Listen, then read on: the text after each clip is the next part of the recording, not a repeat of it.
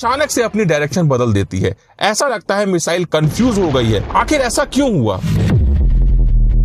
आज मैं 3D animation से दिखाऊंगा एक ऐसा खतरनाक सिक्योरिटी कंपैरिजन जिसमें एक तरफ है इंडिया के सबसे अमीर आदमी मुकेश अंबानी और दूसरी तरफ है इंडिया के प्राइम मिनिस्टर नरेंद्र मोदी, जिनकी महीने की सैलरी लगभग 1,60,000 रुपए है। वहीं मुकेश अंबानी 1,60,000 रुपए 4 से 5 सेकंड के अंदर ही कमा लेते हैं।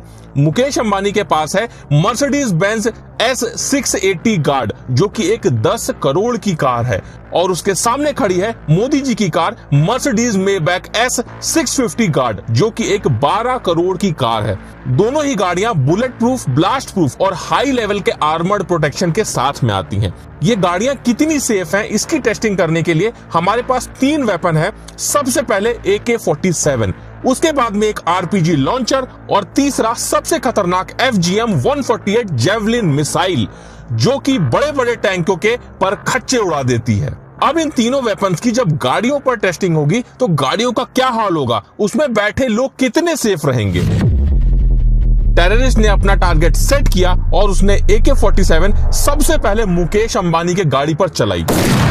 गोली जैसे ही कार के कांच से टकराई वो सीधे जमीन पर गिर गई।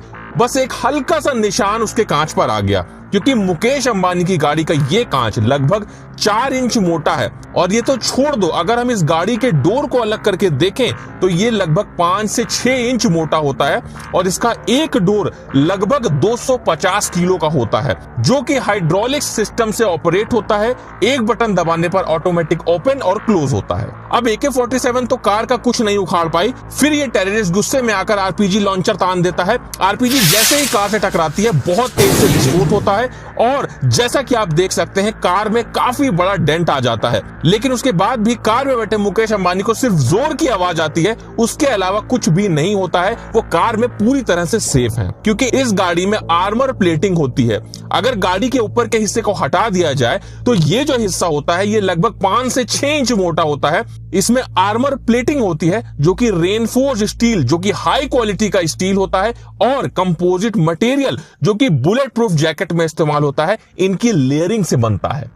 ये देखने के बाद में टेररिस्ट बिना टाइम वेस्ट किए अपना सबसे खतरनाक वेपन FGM-148 जेवलिन मिसाइल को सीधा मुकेश अंबानी की गाड़ी पे फायर कर देता है। अब इस मिसाइल से कार पे क्या असर पड़ता है ये जानने से पहले तुम एक बात को समझ लो कि FGM-148 जेवलिन मिसाइल एक ऐसा खतरनाक वेपन है जिससे फाइटर टैंक भी पूरी तरह से डिस्ट्रॉय हो जाते हैं। ये मिसाइल जैसे ही मुकेश अंबानी की कार से टकराती है बहुत जोर का विस्फोट होता है और कार बहुत बुरी तरह से डैमेज हो जाती है।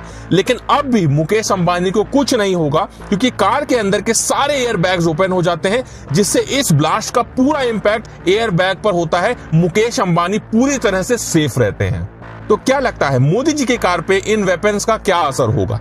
जैसे ही टेररिस्ट ने AK-47 मोदी जी के कार पर चलाई, कार को कुछ भी नहीं हुआ। RPG लॉन्चर चलाया, तब भी कार को कुछ भी नहीं हुआ। अब टेररिस्ट गुस्से में आकर जेवलिन मिसाइल उठाता है और सीधे मोदी जी की कार पर फायर कर देता है। मिसाइल जैसे ही मोदी जी के कार के पास में आती है अचानक से अपनी डायरेक्शन बदल देती है। ऐसा लगता है मिसाइल कंफ्यूज हो गई है। आखिर ऐसा क्यों हुआ?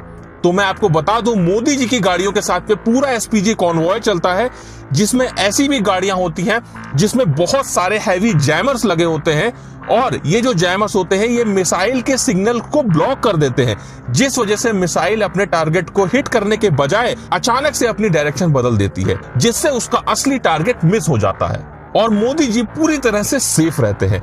दोनों की सिक्योरिटी पर काफी खर्चा होता है। अगर पर डे की बात करें तो मोदी जी की सिक्योरिटी में लगभग 1.5 करोड़ रुपए पर डे लगता है, और वहीं मुकेश अंबानी की सिक्योरिटी में रिपोर्टेडली लगभग 50,000 का खर्चा होता है। लेकिन हमारी रिसर्च में ये नंबर कहीं ज्यादा है, जो कि लगभग 1.5 लाख रुपए पर डे है। आखिरकार ये 3D इंफॉर्मेटिव वीडियो आपको कैसा लगा? अगर आप और भी किसी टॉपिक पर वीडियो चाहते हैं तो कमेंट करके जरूर बताइए।